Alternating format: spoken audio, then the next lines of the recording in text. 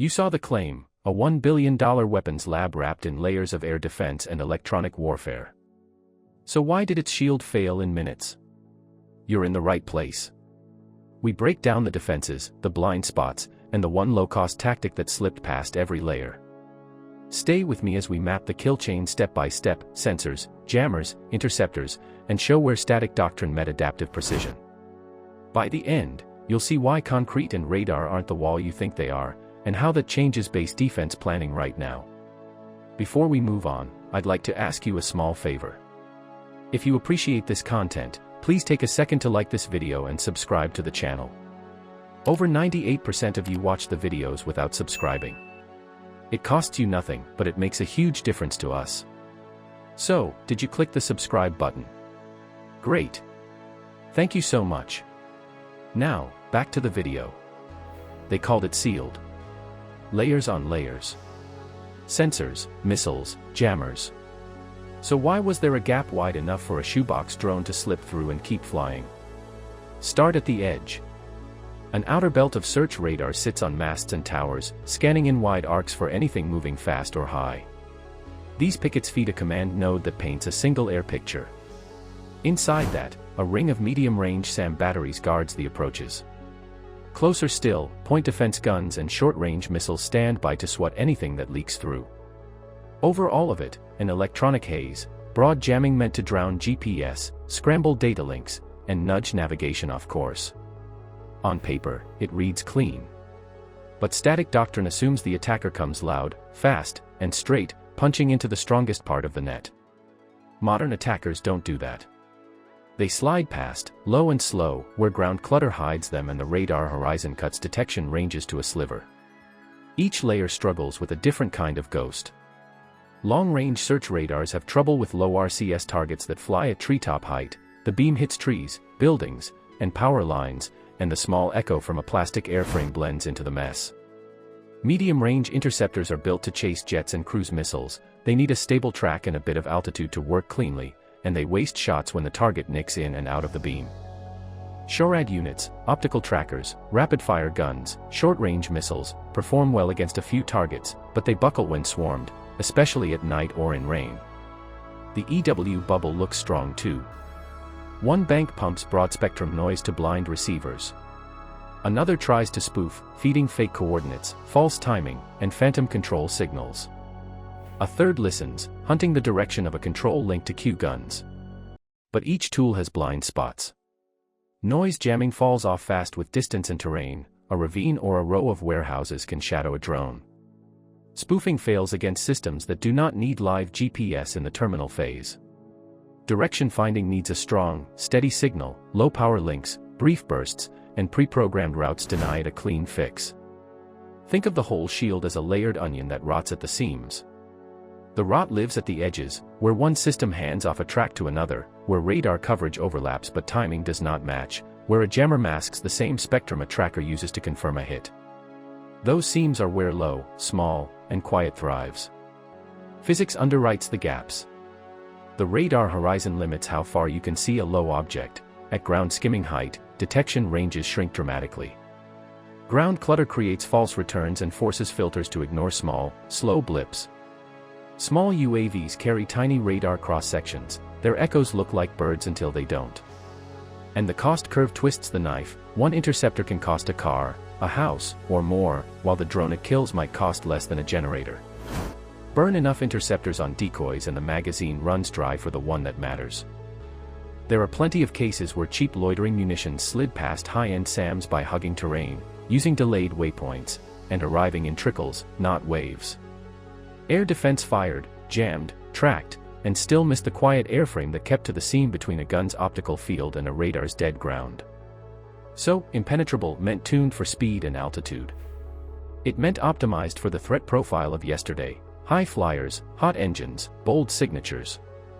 It did not account for the patient intruder that rides fences, uses preloaded routes, and lets spoofed coordinates pass like static on a radio. If the wall was built for the wrong threat, the next move is clear. You study how the attacker rewired the kill chain to live inside those seams, and you ask where your sensors, shooters, and jammers stop talking to each other. What beats $1 billion shield? Not a bigger hammer, a smarter path. Start with a clean kill chain. ISR cues the route. The plan sets timing. Decoys shape the fight. That's the path that slips between pride and physics. Phase 1 lives in the open. Recon pulls from space-based imagery, public feeds, and ground-level chatter. You watch when radars spin up, when patrols change, when generators hum. You log the on, off rhythm and the gaps after shift change. You mark which sectors light up early and which wake late.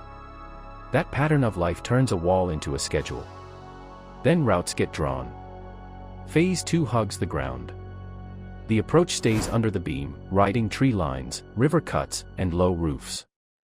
It moves in the same lanes as civilian noise, cell towers, power lines, highway reflections, so the signal melts into the city's hum. Weather helps, low clouds and light rain break clean tracks and wash optics. The airframes run small profiles, low RCS shapes, and prop noise that blends with background. They use delayed waypoints, so arrivals don't stack, they appear as singles and pairs, never a neat wave for a fire control radar. Each leg is timed to pass at the handoff seam where one radar drops and another should pick up. Phase 3 turns the EW bubble against itself. No live GPS in the terminal run. The drones offset on terrain fixes, bridge spans, rail yards, lake edges, and use inertial backups that hold course through noise. Pre-programmed strike packages carry their own logic. If jammed, hold. If burned by direction finding, cut link and go dark. If spoofed, check elevation against stored maps, then ignore the lie. That's EW judo. You don't fight the noise. You refuse to listen. Defenders expect a heavy salvo.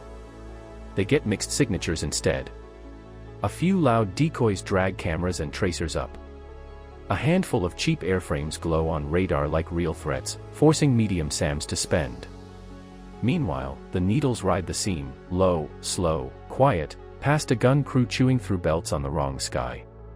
SHORAD optics saturate first. Thermal blooms from decoys and flares fill screens. Gunners see a crowd, not the one that matters. Research and field reports show why this works. Decoy-first tactics overload short-range teams that must see and shoot fast.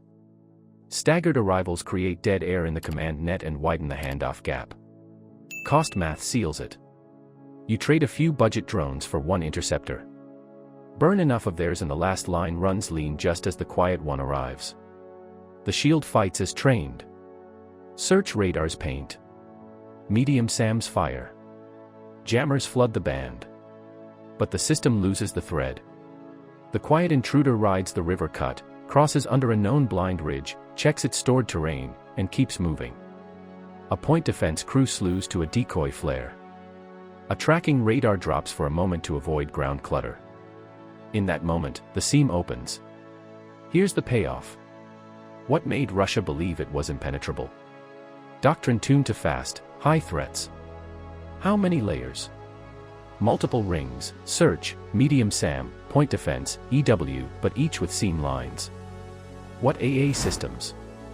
Mixed SAM and SHORAD classes built for speed and heat, not a low-signature intruder that draws no clear track. How did EW shield it? Broad noise and spoofing through haze across the sky, low power, pre-planned drones simply stepped around it. The standard just moved. Static pride gives way to adaptive precision.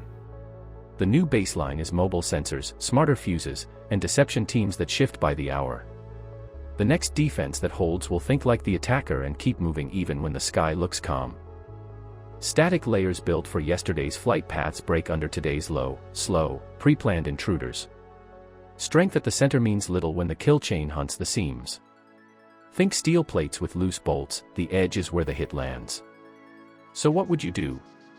If you track how kill chains evolve faster than concrete cures, subscribe and comment your choice below: more interceptors, smarter sensing, or mobile deception teams. Tell me where you'd spend the next dollar. The next strike won't test thickness. It will test adaptability.